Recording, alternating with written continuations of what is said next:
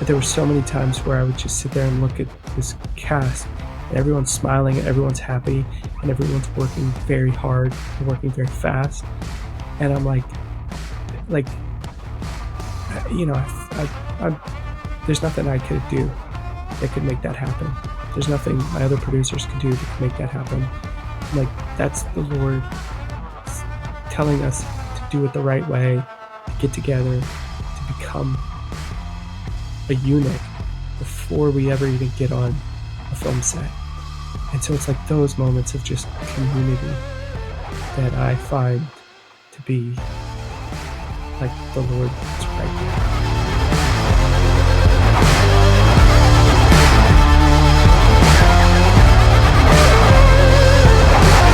Hey everyone, welcome to this week's episode of the ROYL Life Podcast.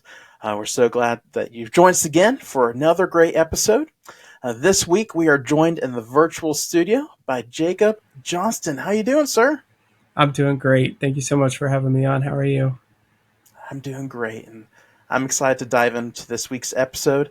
What we're going to be talking about today is some of the cool work you've done, and like me, I love media, so hearing a little bit of some of the stuff you've done through podcasting, radio, drama, comedy, and then some of the movie work you've done.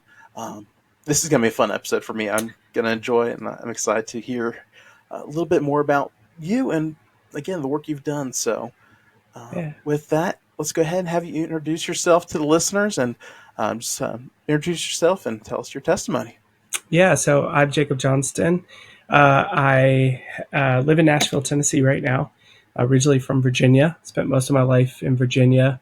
I'm a professor by day, so that's what I do during the day is I teach screenwriting, film, media, English, anything writing-based or video film-based, and a little bit of audio drama or audio storytelling as well. I grew up in the church. I've known the Lord pretty much all my life, but I do say that I kind of rededicated my life about 17 years ago when I was in my second senior year at the University of Kentucky, which is kind of ironic. I actually just got baptized this past week. Awesome. Well, maybe like a week and a half ago. I don't know. The pastor was like, "Why'd you wait so long?" I was like, "I don't know. Life kind of gets in the way." And so anyway, and then after that, I went to grad school, and I have been doing faith-based media for a long time, and I got into teaching pretty early on too. So that's been most of my career. I started doing media stuff when I was younger, and then when I got to about college, I was like, okay, I want to start doing something with more of a purpose to it. And that's how I got where I am right now. I have a kind of a boring testimony. I'm sorry. It's not. A lot of people reach out and they're like, you should make a movie about my testimony. I'm like, I wouldn't make one about mine because it's kind of boring, but it's mine and it's unique. So. Yeah, and there's no testimony that's a boring testimony. Yeah. It's just an awesome story of what God has done in our lives. Thankfully, both of us have been raised in a Christian home to where we knew Christ at a young age to prevent us from what could have happened in the future. But that's awesome to hear that, and it's awesome that you followed the Lord in baptism just this past week. So praise the Lord for that, man. I don't know why it took so long, but yeah. So that's a little bit about me. Yeah, so better now than never. So awesome, exactly. Man. Yeah. So yeah, it's great. Yeah. I was gonna say I have a brand new 5.5-month-old daughter, first child at 40. So we're very tired people. But we love her. Awesome. That's cool. Yeah. And right now my wife and I just have a little puppy, so I can only imagine having a little one. But I'm sure it's a blessing along with it. So it is, but enjoy your time. Yeah, time is hard to find these days. But it's great. I love that little girl. She's sweet. Sometimes. Awesome. You mentioned you were a UK grad. Oh, yeah. I knew I liked you when she said that. I'm like, oh, I like him even more now, man. I'm a UK fan. I love the Wildcats. Oh, it's a good week too. It's a really good week to be a Nice. Kentucky fan. Yes, it I is. yeah, oh gosh, yeah. Um, I love. I grew up loving horse racing and college Mm-hmm. basketball. I don't gamble. I'm not really a gambler or anything. I just Mm-hmm. love the sport. I love college Mm-hmm. basketball, and I ended up at University of Kentucky, which is like a mecca for both. And Yes. so I love. I'm we're in the thick of the season right now. I'm loving it. Mm-hmm. Love every minute of it. That's awesome. Who has Yeah. been your favorite UK player over the years? Uh, I loved. Okay, so I was friends with one of them. So Ramel Bradley Oh, in mid nice. 2000s. I got to know him in a Mm-hmm. class. We had our own handshake. So I love Ramel Bradley. He was a he had a he had, he had a heck of a personality. So I loved him. Love John Wall, big John Wall Yeah. fan. I'm kind of I didn't really follow Kentucky until I got there. So the kind of Mm-hmm. earlier Kentucky, I don't really know a ton about, but so yeah, those, and then I love Chuck Hayes, who was there at the time too. He seemed like a solid human. So I'd say yeah, probably those three are my favorites. But Yeah, I'm with you on the John Wall. John Wall is one of my favorite players for the team. man, he was good. He's just Mm-hmm. like I love the big personalities, but then he could like back it up on the court. Just so Yeah. much fun. Golly, love college basketball. Yeah. While you were down at UK, did you ever go to like Big Blue Madness and all that when they Oh yeah, have the events? yeah. So I was there for 2.5 years, and I joined this thing called the Student Athletic Council because I was a part of Cool. Baptist Student Union and Campus Crusade for Christ. I went to both. And Campus Awesome. Crusade is actually where I kind of got into doing a lot of sketches. But everybody in Baptist Student Union was part of the Student Athletic Council. So we would go to sports that didn't typically have fans, and we would be the fans, and you get like a point for it. And then we'd go like roll um, posters and stuff like that, do all the kind of the busy work that they would hand out, and you get points for that too. And then you could cash in the points to get really good tickets to basketball and football games. So I would go to Big Blue Madness. I I didn't go to a ton of football games just because I was usually busy those weekends. But Mm-hmm. basketball season came around. I missed like 2 home games in the 2.5 years Wow. that I was there. Oh, That's I was in the eruption zone, face painted, nice. sleeping outside. Like we did it up. That's awesome. And I didn't know that was a thing. That's really neat that you got to do that Yeah. and be the fan for those teams that didn't have a big following almost. Yeah. Yeah. And so I was a college I played college tennis for 2 years, Mm-hmm. and then I transferred to Kentucky. So I played at a small school. And you work hard to get into college and play sports. Like it's a huge thing. So it gave me a better perspective. Like when I went to go to women's soccer games or volleyball games, I'm like, there may not be a lot of people here, but these people work just as hard as the basketball Yeah. players work to get where they are, and they're elite. So it's like, Mm-hmm. so I actually did sports broadcasting afterwards, and that was something I brought into it. Was like, yeah, no matter what game I'm calling, those people worked hard to get there, and so I need to treat it like it's the biggest game in the world. So that's kind of been my mentality of that. I but I love it. I love sports. Awesome, man. And you mentioned the Campus Crusaders, and that's really where you got your start with what you have now, the Main Street Music Show. Music show. Yep. Uh, what was that? Yeah, where was that journey? Um, how'd you get to that where you are today from Campus Crusaders? Yeah. So I started that small school, and I did some radio there at this little tiny place in Whitesburg, Kentucky. And so we did like some comedy radio, and I really enjoyed that. I'd done little sketches here and there, but not really much. But I loved sketch comedy. Grew up loving sketch comedy. So when I got to Kentucky and I went to Campus Crusade, they had a sketch team, and I I was like, that's what I want to do. Like, that's it. I want to be a part of that. So I went to him. I said, hey, I have a camera. I can edit. Will you let me do some stuff? And within 2 weeks, I was writing, producing, and starring in pretty much every single thing that we did. We would alternate. One week we'd be on stage. The next week I would do a video. And then, so we do that every Thursday. And so we got like 200, 300 people were there. So it got to be fun. We kind of got off track a little bit. Hmm. We didn't do as much for a purpose as we probably should have. But it helped me, I mean, when you're in that kind of situation, the dumber you are and you have room to fail. You have a lot of room to fail. That's why I love college. It's a great place to fail. And so I got to fail a lot. I wrote a lot of bad sketches, Huh. but they still played well because everyone knew everybody. So anyway, that was just a great free space. And it's funny because I had to beg one of my professors to give me a passing grade the day after I actually walked graduation because I was putting so much effort into the fun stuff that I was doing that I wasn't putting enough into my classes. So but yeah, that was, I don't know, that was kind of my dream was like, I was like, I think I could write sketches.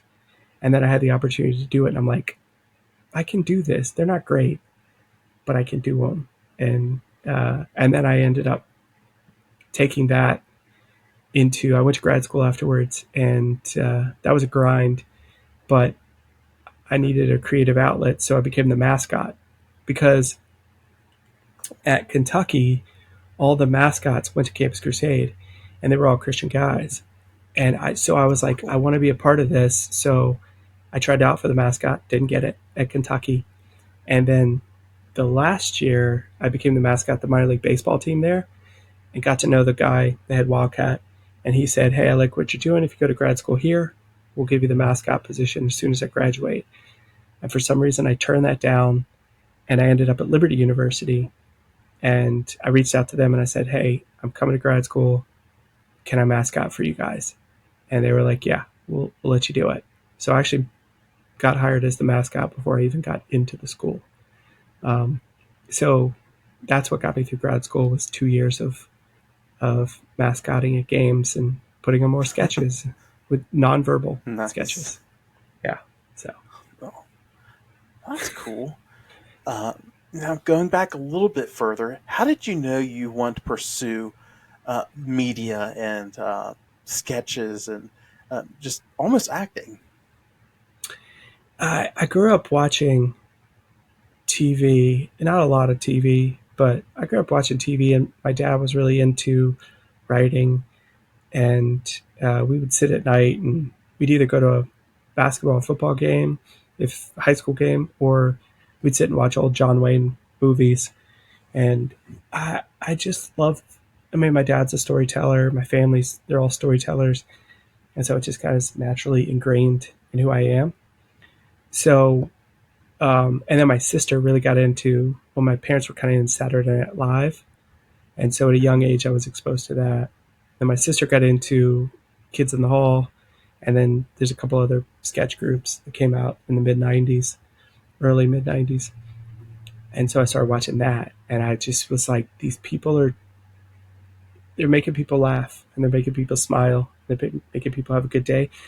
Um, and I just thought to myself, like, and I would go to concerts, but to see a lot of music, and I would just see people on stage, and I'm like, they're having a good time, and they're making a lot of other people have a good time too.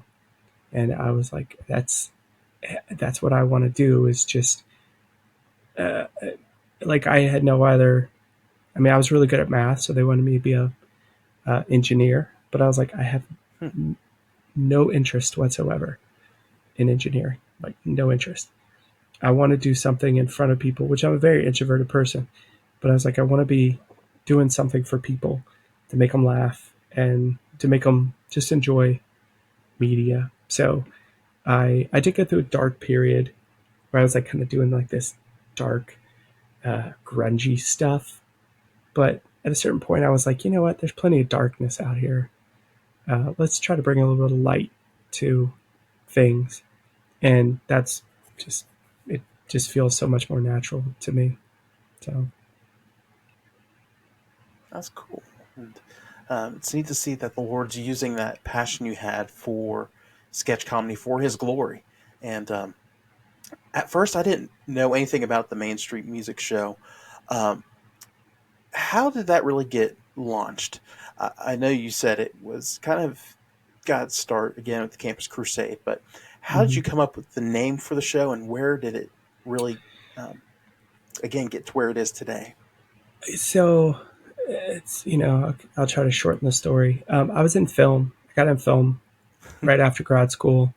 I started working at Liberty University, and then I was meeting all these people who were going through the communications department. So, and film was what I wanted to do. So we started doing films, and really early on, within a couple years, we did a feature. Tanked. It just wasn't good. Action film. So we were like, all right, let's start doing these like 48-hour film projects just to kind of learn some skills and do a bunch of shorts, and then we won't waste a lot of time on them. And so I started just thinking, all right, well, let's just do some fun stuff. And so I started writing like these little short films that were like fun and a little bit funny. And so after a while, we started doing really well with them. So I was like, okay, but I want to like, this is what I love to do. How can I make this the thing? So I put together a sketch comedy show pilot, got some funding for it, rented out a theater and did 2 nights of it in Lynchburg, Virginia. And it was video, costumes, all the thing. Went great. Like, it went so well. But keeping the cast together was really difficult to do, really hard thing. So I put it on the shelf again, went back making more short films. Um, and then I had this idea of doing like a morning talk show, morning radio show. I'm a big Prayer Home Companion fan too, with Garrison Keillor. So I had this idea for many years, but it was so big. Like I was like, I want a band, I want all this stuff. But then I talked myself out of it, kept going. And then finally it was in 2020.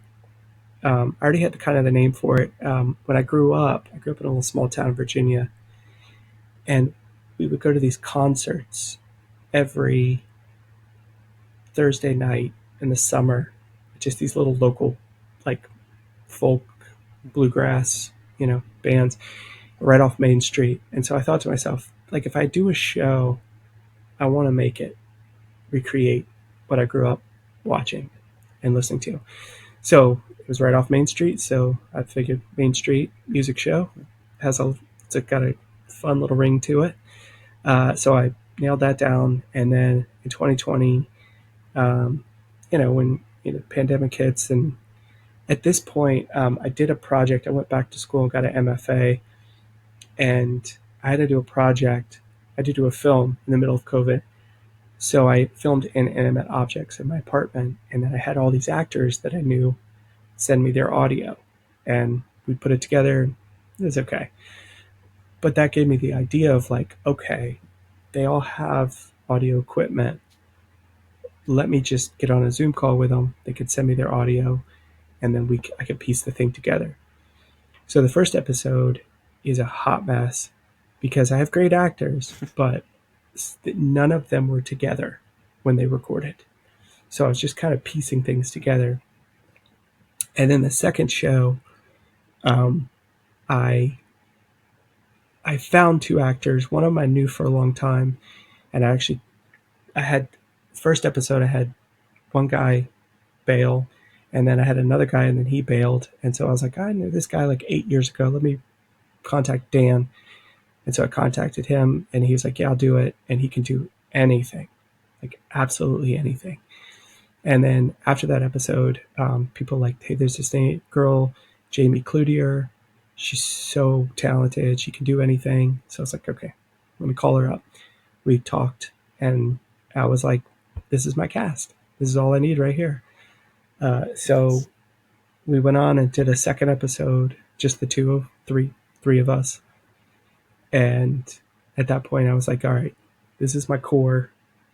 I can start building and adding people in, but I'm going to build off this core. And, and so I will say this too. So a lot of the films that I did were faith-based films, but I never felt super comfortable doing faith-based films because my brother has like a PhD. My brother-in-law has like a PhD in like religion, and it's like he knows Mm-hmm. theology, he knows all this stuff really well. I'm communications, like that's all I've ever learned. Yeah. So I just felt like a little bit nervous putting out messages like that I was like not 100% because I'm like I'm gonna have to answer for this one day, and a little nervous of that. Yeah. So at a certain point, I shifted my mindset and I said, all right, let me just imagine that pretty much all my characters are Christians. What would they do?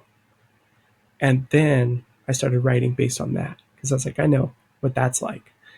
Um, so now I've started to incorporate a lot more. I kind of like to sneak stuff in, not sneak it in, but just do it in, add like scripture and add parables in, and be very obvious about it, but it fits in a way that doesn't seem like it's over the top.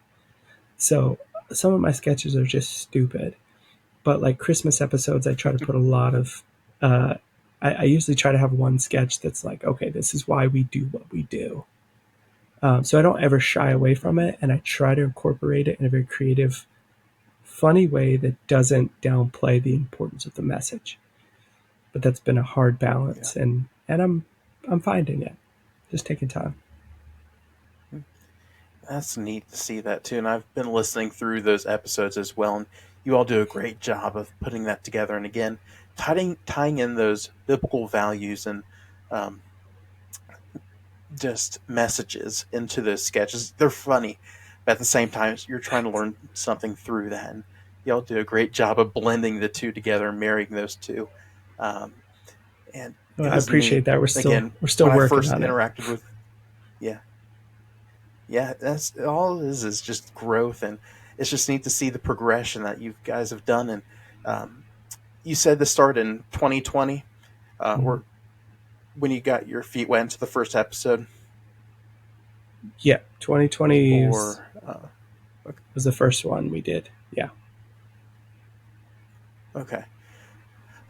But it's just neat to see that progression to the latest episodes. And um, is it, correct me if I'm wrong, I was looking at your website right before we started this interview. So it's an episode each month, and it kind of ties into the theme of that month. So you had like a Halloween one for October, and then um, November is more of a Thanksgiving type theme. Yeah, so we're on our third season, even though we're on our fifth year, because um, at first I was just uh, like I was putting them together when I could get them. So the first season's like 3 or 4 Mm-hmm. episodes because I was like, that's all I can get to, or 5 episodes, I think. Second season, I had to move to Nashville, and so I only got like 3 episodes out over whatever. So every time I took a break, I made a new season. But I'm at a point now where I'm like, Mm-hmm. this is my thing. This is what I feel like I was called to do, and it's taken me 27 years to get here. Mm-hmm. So in May, we did our third live episode. Had a new cast come in. They did a great job. But we started in May, and I told myself, and my daughter was born in June. I told myself, I'm like, no matter what you do, get one episode out every month. And so I've had a couple of compilation episodes that I did just because I was like, that month was rough. But we have been able to get an episode out every month, and I love holidays because that gives me a lot of material. So Halloween's easy to write. Mm-hmm. Thanksgiving's great. Christmas great. Uh, Valentine's Day is a fun one. Um, so yeah, I try to make it relevant. The great thing is I write pretty much the whole show, and I write it up until the day we record it. And really, if I could just find more time, I could have the thing out within 24 hours of recording it. So that's our goal with it, is to do it so fast that the sketches are still relevant. The jokes of what's going on in the world are on this episode. So the dream is to get it live every single episode. I'm working towards that and doing it live in front of an audience. We're not there yet, but we're doing a couple of those. But I want it to, like, pretty much as soon as we record it, it's in the world. And so we write up, and I mean, I write like minutes before we record. So the turnaround's very fast. I love that. I love the Saturday Night Live. I love that. Like, let's get it out in the world as fast as we can and let's stay relevant. And then the nice thing is, not a lot of post production, which I don't like post production anymore. And the other thing is, we can just, if we have some sketches that don't work or whatever, it's like, okay, well, the next day we start with a fresh slate, and I have to come up with 6 to 10 more ideas to write about. And so we just start all over again. So each episode is one take? And just one recording session? One recording session. I do a little bit of editing, but I even tell them during the recording, I'm like, if you mess up, keep going. And if it's bad enough, we'll go back and we'll cut that little chunk out, but we'll keep going. One, because I like the liveness, because I can be a perfectionist. And that's one issue with film, is if you're a perfectionist, then you'll never finish anything. So with this, the non-perfect element of it, the rawness, is what I think is kind of fun. And so that's why I tell them, like, and that's what's great about the actors that I've been able to work with, is they're kind of like musicians. They just keep going. Like, they just don't stop. And I told them, I was like, just treat every episode like it's live, and we just got to get to the end. And we do. That's awesome. I think that's one of the reasons people love Saturday Night Live and those sketch comedies. It's real. It's in real time. There's no let's take two type thing. It's like, once you're in the mic, you're in the mic, and you just roll with it. Even if you crack, you're going with it. So that's interesting that you write the script 24 hours before recording. That's awesome. So we just wrote we just recorded yesterday, and I had all the sketches written within a week. I write them usually within a week, and I was on a run yesterday afternoon, and I thought of a better ending for a sketch, and so I came back and I just knocked it out really quickly, and within an hour, it's recorded and it's done, and we moved on. And one other fun thing is that we're an audio based. We have a video aspect to what we're doing, but we're not in costumes. We don't have sets. It's an audio. It's a podcast. That's a live show, and so we're playing to two audiences. We have the audience that's in front of us if we're doing a live show, and then we have the audience that's listening. And so I like to write in a way that, like, the audience in front of us gets a different version of the show than the audience that's just listening, because they get to see the behind the scenes. If we're like messing up and we're making facial expressions of like, what are you doing? They get to see that, but the audience listening has no idea that any of that's happening. And so it's a great challenge, but it just is so satisfying when it works. It's awesome. So as far as sound effects go in your episodes, are those done on the spot as well? If it's, I've done both. The goal is to get, so if there's anybody in Nashville who wants to do live sound effects, hit me up. But I've done one show where we had a sound effects team at SonicCon in 2023. We had a sound effects team, so I really played up sound effects in that show. But then the recorded ones, I'll add sound effects in later. The goal is to get away from that. I want everything to be happening live, but right now that's where we are. Cool. And you kind of alluded to this already, but what is your vision and your dream for the show in 2025 and beyond? Well, 2025 is to get another couple more live ones under our belt. But beyond that, I want to do 2 a month is the big dream. 2 a month. I'd like to have a home base, whether here in Nashville or wherever, where we can do about half of the shows at our home base. And then the other 12, I want to get on the road and do them in like different cities. And then we can bring in music talent from those cities. So we pretty much just pick up music from wherever we are. And then I'll just kind of bring the actors with me on those shows. That would be the ultimate dream. We'll see what God has in store for it. But I think it'd be so cool to fly in Thursday night, write, and kind of workshop and stuff on Fridays. Saturday, do a little bit more rehearsal, do it on a Saturday evening, and Sunday morning, back home and sitting in church. That's cool. That would be so neat to see that come to fruition. And with the live shows you guys currently do during the year, where can folks come and see those shows? Or how can they find out about the shows? Yeah, so our website or social media, mainstreetmusicshow.com or mainstmusicshow on all social media platforms is where we do it. I'm running our social media. I pretty much do everything except for act these days. So, and then I send out a newsletter every week, every month too. So if you want to get involved with that, you can find it on our website or mainstreetmusicshow@gmail.com. And I can get you hooked up in that. But I'm looking at a show maybe in the spring. And then if SonicCon comes back in 2025, then I'm going to be knocking down their door saying I want 60 to 90 minutes. Because there's so much talent there that we just bring in a lot of extra people. And so it becomes a bigger thing. But we'll see what happens. I've got a venue in Nashville. I've got a couple venues. So it's just kind of finding the cast and finding, just kind of putting the whole thing together.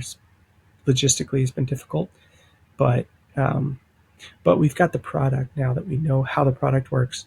We know what to do with it. It's like we have tiny little pieces that we're kind of waiting for God to put in place, if it's His will, and then we will hit the ground running. But the podcast itself, video form, is on YouTube, but then the audio is on everywhere podcasts are, or our website, or Dramify also has it.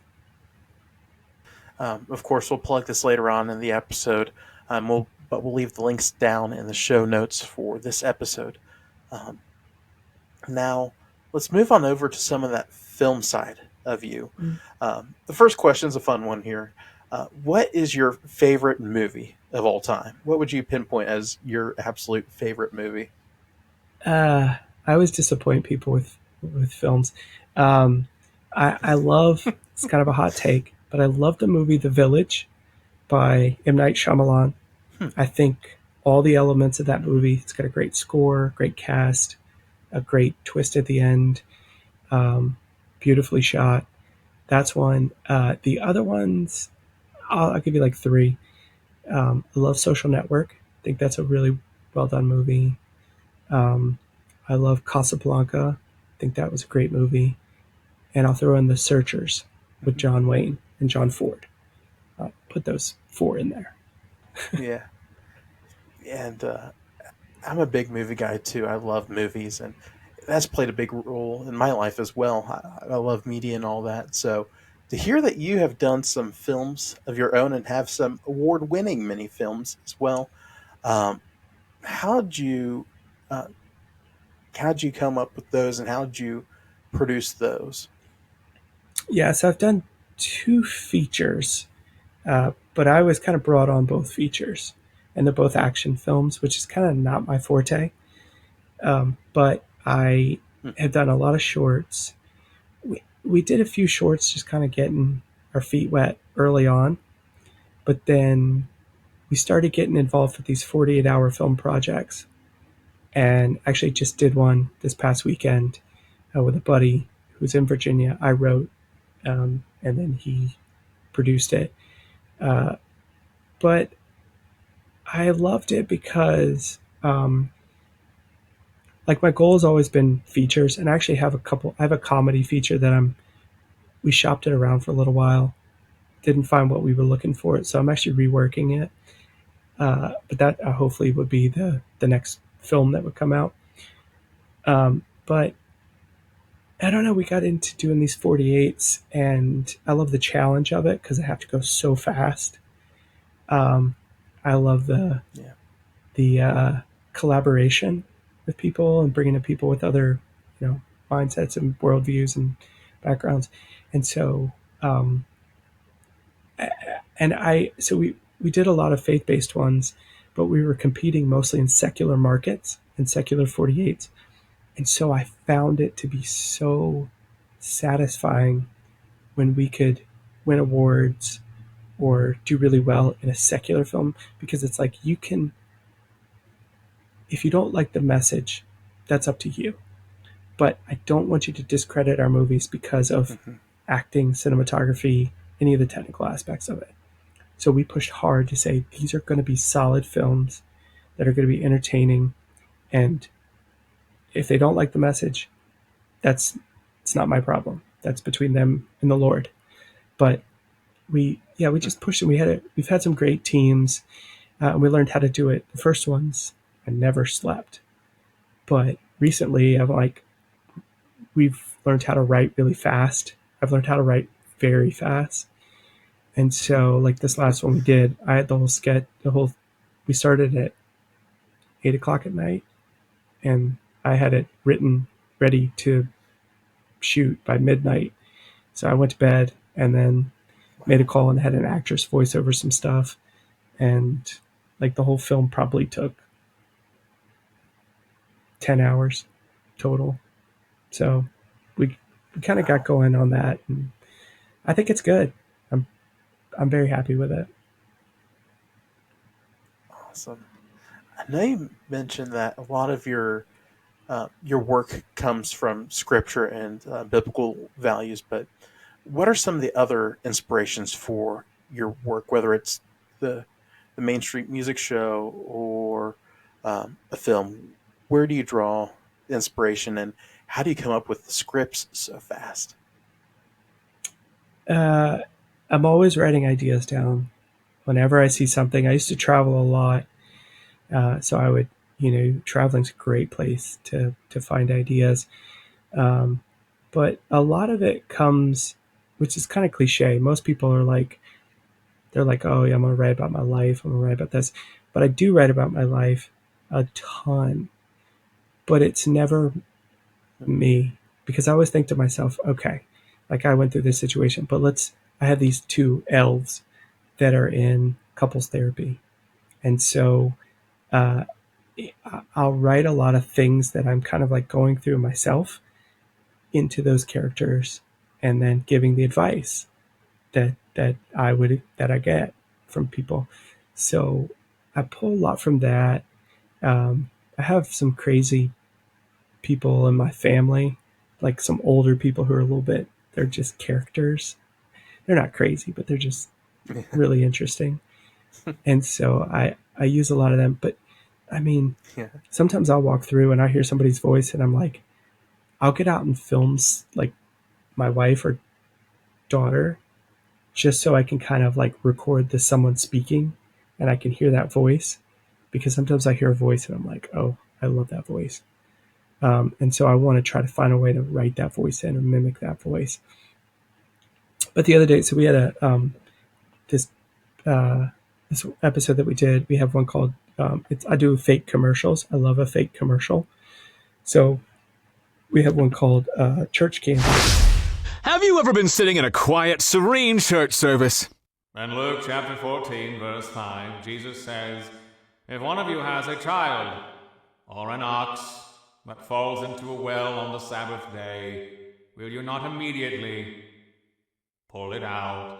When your sweet tooth suddenly starts hollering for attention, there's only one solution: church candy. candy. That's right. It's the world's first candy made specifically for churchgoers. But what makes church candy so unforgettable? Let us break it down for you. First, the wrapper. It is crafted from a one-of-a-kind, ultra-crinkly plastic that amplifies every glorious rustle. Now everyone, from the faithful in the front to the bourgeois in the balcony, can share in the joy of your candy unwrapping conquest. All right, here. Let's tear it out. It's really hard. We've amped up the challenge by adding a touch of extra adhesive to the wrapper. Why? So it takes 3 full minutes or more, to delightful struggle to free your treat, because nothing says sweet salvation like a candy you have to work for. Once you finally wrestle your candy free and pop it in your mouth, the real fun begins. It immediately lodges itself in your throat. Cue the coughing, a little gagging, and the priceless attention of everyone in the congregation.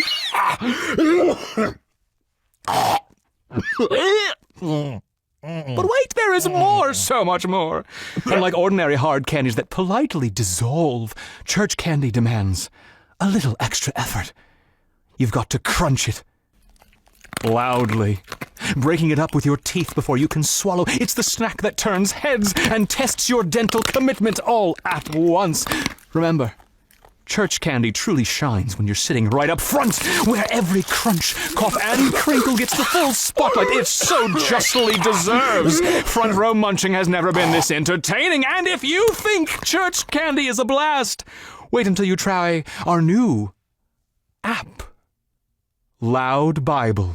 Packed with all your favorite Bible translations, this app has a unique feature. At the quietest, most reflective moments in the church, it springs to life, booming out random chapters of scripture at a volume you didn't even know your phone could mortally reach. For my loins are filled with a loathsome disease, and there is no soundness in my flesh. Psalm 38, verse 7 from the King James Version. But that is not all. Once the readings are done, it keeps the party going by playing a non-stop loop of your 10 most recent Instagram stories, because nothing compliments a sermon like your brunch pics and dance challenges on full blast. So, the next time you're sitting in church and that sweet tooth starts calling, grab a handful of church candy, and hey, if you're feeling extra adventurous, why not accidentally trigger your loud Bible app? Double the chaos, double the fun, because worship was meant to be memorable.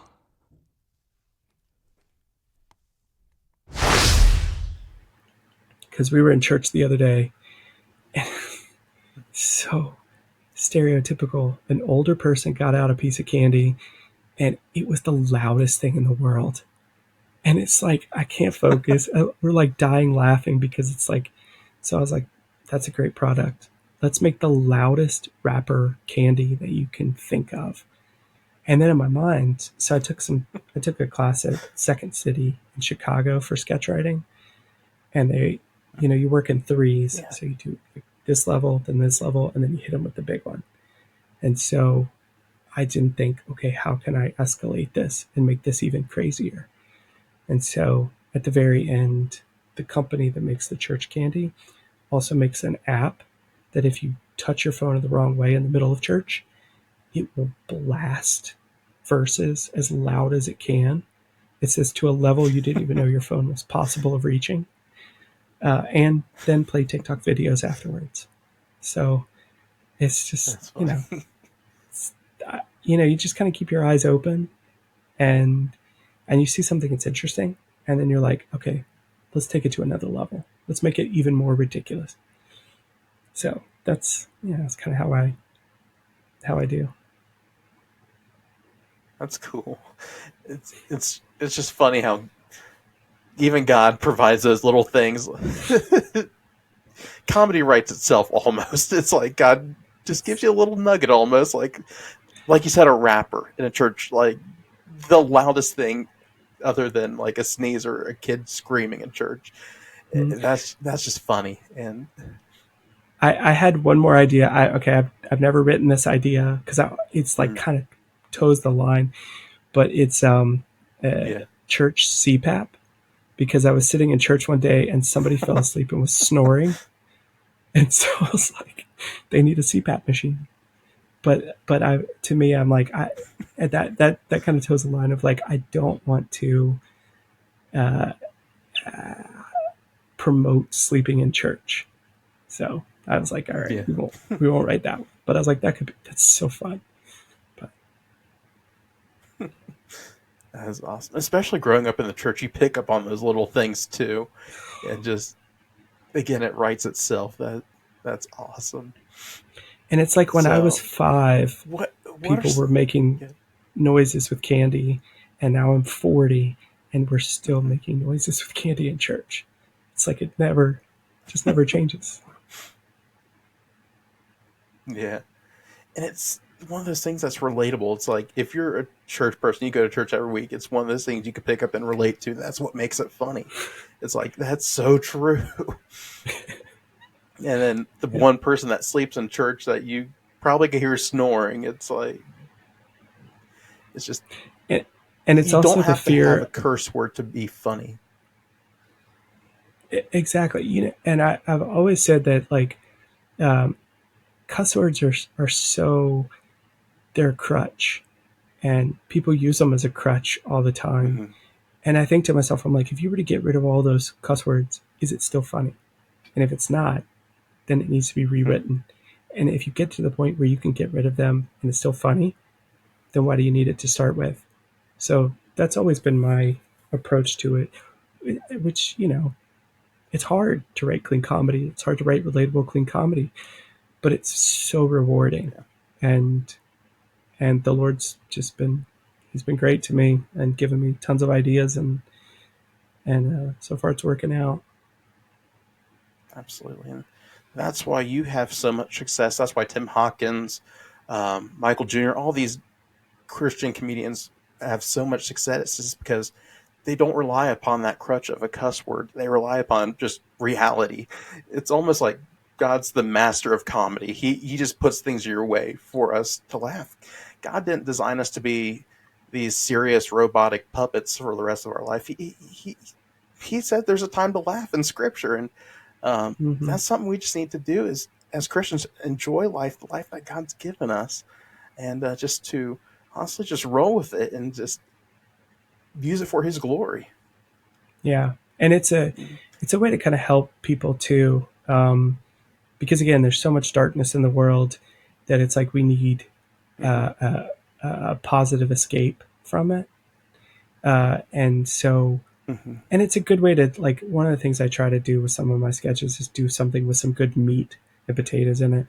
So the feature film that that we pitched for a little while, it deals with, it's such a Christian cliche, but there's a character that's dying in the film, through the whole film.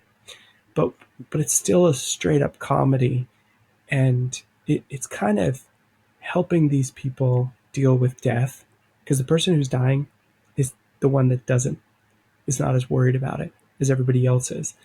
And so we use comedy as a way to kind of help people deal with things, but not mask it. We're just saying that, hey, this is life, and life's tough. Life's hard. You're going to go through a lot of really difficult things. But the great thing is there is a creator and a master who knows all of it and is in charge of all of it. And so it's like, just grieve, be sad, but don't worry, because He's got it in control, complete control. Yeah, absolutely. And comedy is just one of those things that's a comfort, especially for the Christian. And not only do we just have that comedy, but we have the peace that passes all understanding too in those hard times. And we can have so much joy in our lives because we know that our God is in control and that He is leading the way, even through those dark times of death and sorrow. So praise the Lord for that. And yeah, exactly. We need it. And as a writer, and director, in some of those times where you feel like you just failed, what are some of the lessons you've learned? Some things God's taught you through those times that you just felt like you dropped the ball on a project? Sometimes I think that I took too much control of it and it became too much about what I wanted and didn't kind of follow his lead. Um, Sometimes I feel like God's telling me, hey, I need you to take a break and just focus on something else for this little season, and then we'll get back to it. Um, but I think ultimately it's all the comfort, because I had one show that I tried to produce, put a lot of money into it, and it it completely failed, like completely failed. We did not even we had to cancel the show 5 minutes after the show was to start, and I had flown people in. Like I spent a lot of money on it, and uh, at the end of that, I was like completely devastated. And I'm starting to see a little bit more now as to why it happened. But at the same time, um, it's it was supposed to fail, and that's a hard pill to take. But I know that that failure is what was supposed to happen, and that the Lord kind of was orchestrating all this. And so it's like, all right, it's fine. And I took a little break after that.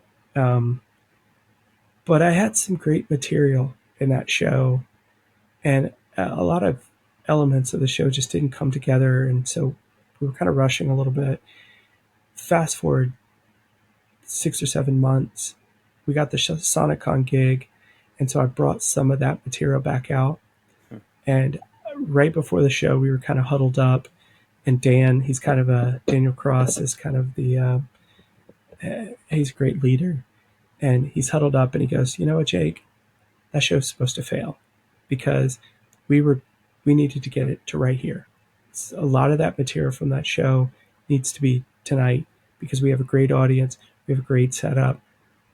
This is a big deal, and I'm I hate that it failed, but I'm so thankful to be here, and so that helped me put it in perspective. So you know that's one reason why I'm like I love the people that I work with. I'm very picky about the people that I work with, but I love them because they're great representations of what I want to put out in the world with the show, and they're just great people to spend time with because they're so they're just so edifying, good people.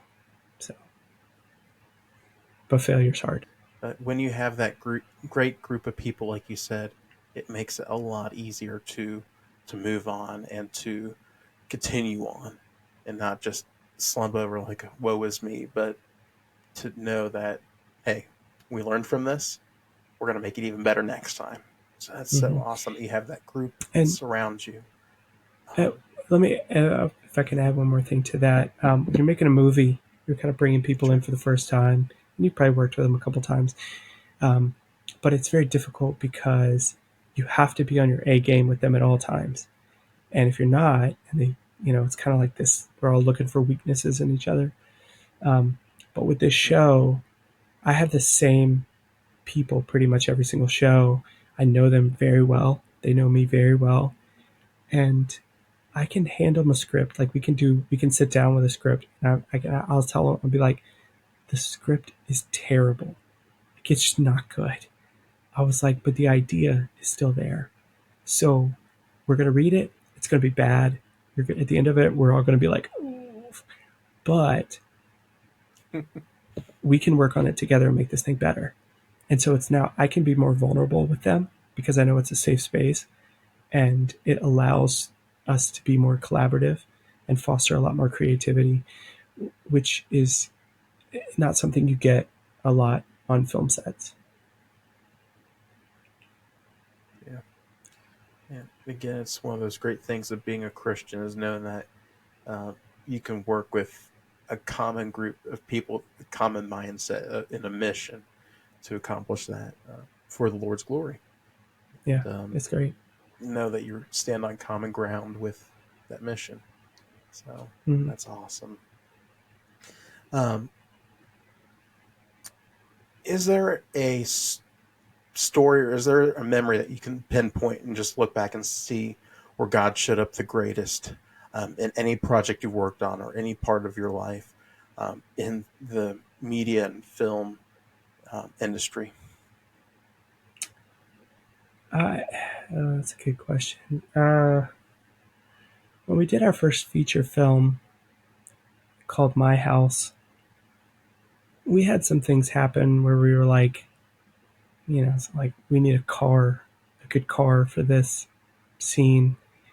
And like somebody's like, oh, I can make a quick call, and then we have a car. So like that stuff's been kind of cool, of like how the Lord's worked in those ways. To me, it's kind of been the longer game of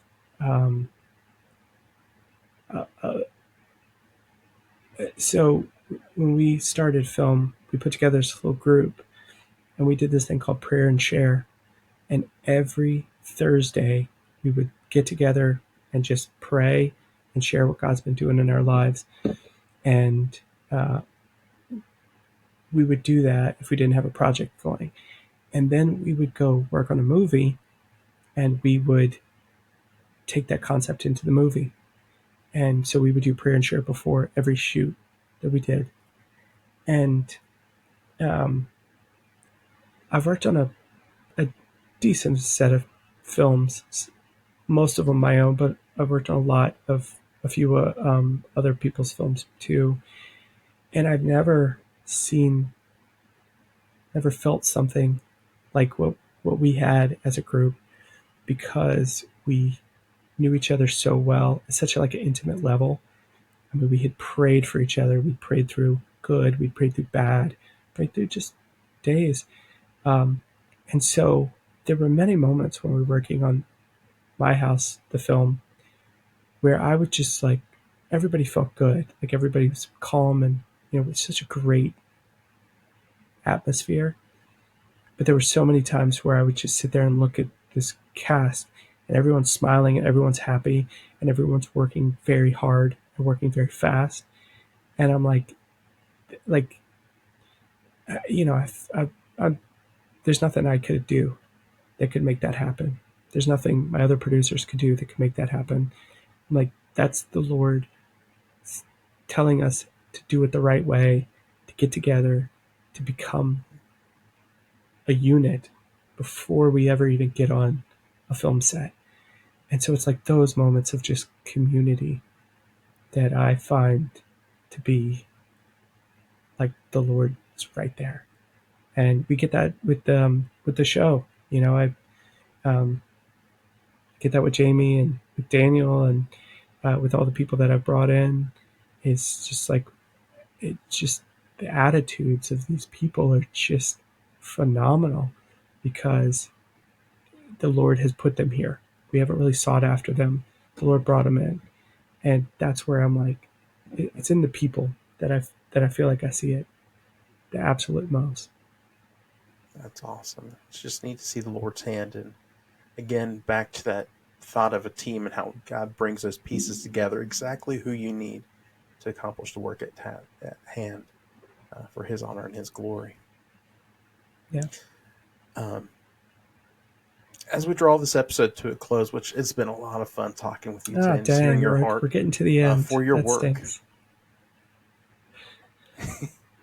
Yeah, we'll definitely have to have you back on again sometime to talk about what God's doing and then through your work, because it sounds like this is just the beginning of what He's starting to do, and we're excited to see where He's going to lead you down the road with it. But what's a bit of advice you would give listeners that are looking to pursue any form of media, whether it's film, audio, just any form of media? What's some advice you would give listeners that are looking to pursue that? Yeah, I mean, I'm a professor, so I'm always like, okay, go learn the craft, learn how to do it well. But the hard advice, because that's easy, because you can get on YouTube, you can go to school, you can do whatever. But the hard advice is that that you just got to keep going. I've had a lot of friends who are way more talented than I am who gave up, and they had families and they had things, and so maybe they gave up's the wrong word, but they aren't doing this anymore because it got to be a lot for them.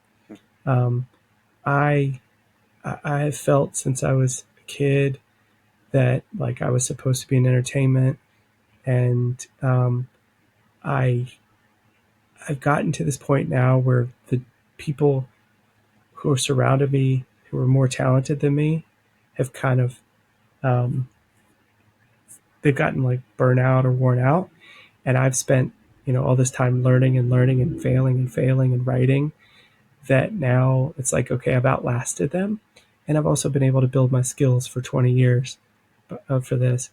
It really wasn't until about 5 years ago. I mean, I wrote my first kind of sketch when I was in high school, so I was 17. I'm 40 now. But it was about 5 years ago that I wrote my first project that I actually enjoyed, that I was like, okay, that's pretty good. But it took me, 15 years of writing things that I knew was the best that I could do, and knowing that it wasn't good enough. But I put it out in the world. I finished the project. I moved on, and I was like, I know I can do better. Let me work on this aspect. And I kept going. I used to be a terrible dialogue writer, and I spent a long time writing dialogue, and now that's all I do. With a sketch show, that's all I have is dialogue. And so I feel, after 20 some years of doing this, that I finally have gotten to a point where it's like I'm happy with what I'm doing. I want to get better, but just know it takes a long time. And some people, Nate Bargatze, who's the clean stand-up comedian, says this. He's like, you either make it at 25 or you make it at 45, and there's really not anything in between. And I didn't make it at 25, and I'm closing in on 45, so we'll see what the Lord has in store. But I knew I was never as talented as the other people, but I worked hard, and I outworked a lot of people, and I built up my skills, and it just kept going. You just keep going, and I love my work. I love it. It's so hard, but I just love it so much, and yeah, I just and when you're doing it for a higher purpose, it makes the failures a little bit easier to grasp. Absolutely.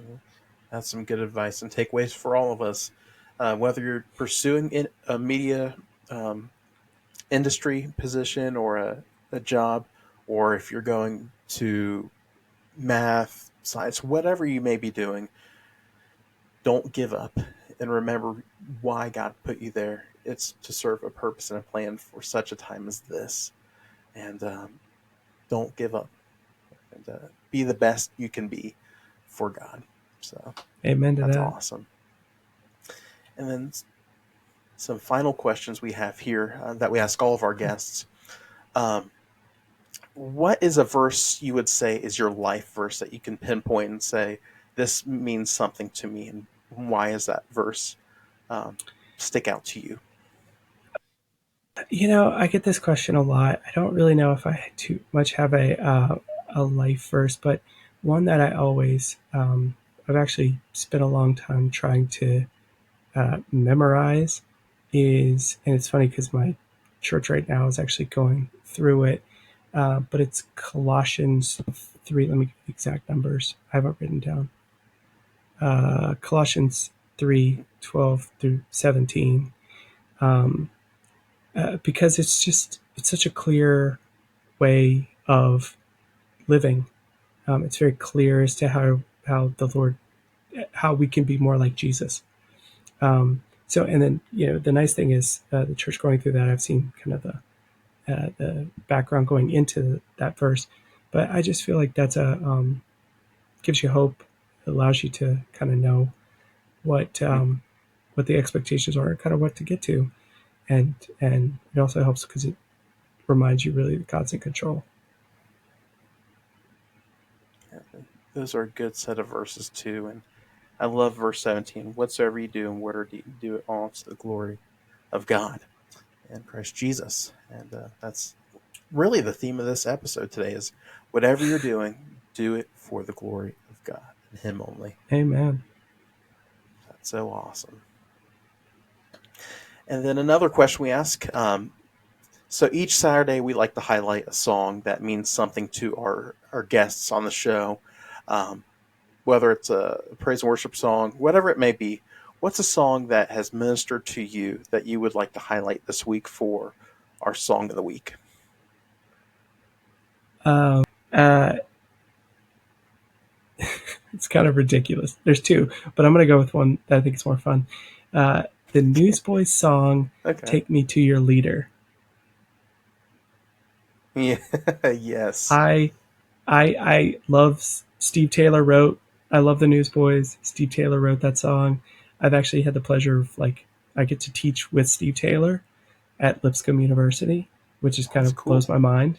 But the way he writes songs is the way I try to write dialogue. It's so clever and it's so practical, and it's just and I love the Newsboys. I love their Australian voices. The older, I mean, I like the newer Newsboys. The original. But the Peter Furler Newsboys and Phil Joel. Yeah. So that's a really fun one. That's actually the song that I've written this film around. Oh, that's cool. Yeah, the I guess quote unquote OG Newsboys, they had some really interesting songs, and like you said, Take Me to Your Leader, Breakfast, and all those songs. Yeah. Shine. But So we'll good. definitely But highlight that this weekend. The other one I would have said was He Reigns, which is a lot more serious version, a serious song, but it's, again, still Newsboys, but it's so beautifully written. So who has been your favorite newsboy over the years? I love Peter Furler. He is, the Bald Club. I've gotten to meet him once. He is on my list. If I get to the point where I can get Peter Furler on the show, I may retire the next day. We'll see. But he's I just love Peter Furler. I like his style. I like his voice. Just love him. It'd be interesting if you had Duncan Phillips on your show too. I think he'd be a funny addition too. So Peter Furler would play music, but Duncan Phillips would be in a sketch for sure. And he's one of those guys that's basically pretty much been there the whole time. He's been a staple since the early days. Yeah, he's the only Australian left, I think. Because you got Tate, Frankenstein, you got Adam Agee Jody, now, and Jody. What's Jody's name? Last name. Anyway, yeah, those are good guys, and just love their heart for the Lord too, and just their mission. Yeah. So, did you ever get to see the Newsboys United when they did that short tour? When they brought back Peter and Joel. Phil Joel, I probably saw him 5 or 6 times. I mean, I was not going to miss it because I made fun of the Newsboys a little bit when I was younger, and then I really got into them. But Phil Joel and Peter Furler had already left, so as soon as I saw that they were getting back together for the United, oh my gosh, I was anywhere within 300 miles I was going. That's awesome. Okay, just to put it in perspective, So Peter Furler and Phil Joel got together and played with New Song and Rebecca St. James in Atlanta, and I was living in Detroit, and I literally flew down that morning, went to the show, got to meet them all, and then flew back the next morning. That's how much I was I gotta go see them. That is a great group right there. When you have those, that's the 90s, CCM music right there. Some of the highlights. Exactly. So cool we got to do that. Yeah.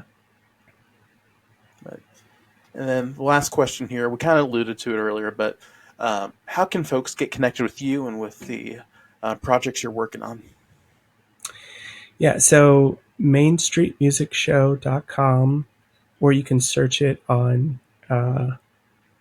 Apple Podcasts, Spotify, Dramify if you're into audio dramas, or all social media is Main ST Music Show. All my social media, YouTube, all that. And then mainstreetmusicshow@gmail.com. Awesome.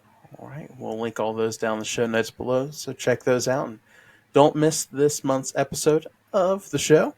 And again, you can find those on all your favorite streaming platforms. But Jacob, it was great having you on here. We definitely want to have you back and just catch up and see what the Lord is doing through you and the projects you're working on. We're excited to see what he has in store.